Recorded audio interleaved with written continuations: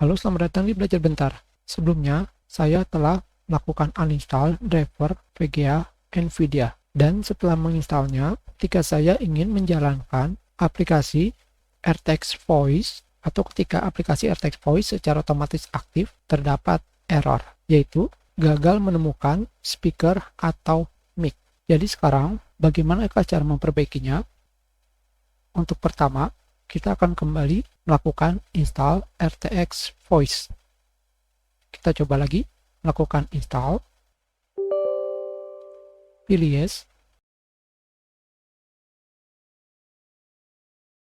pilih agree and continue,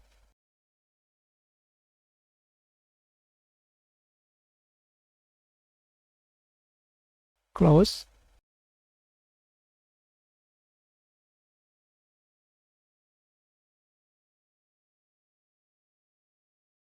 dan saya kembali bisa menggunakan NVIDIA RTX Voice. Hanya seperti itu saja jika NVIDIA RTX Voice error karena kalian melakukan uninstall driver NVIDIA. Kita sudah pelajaran kita. Terima kasih.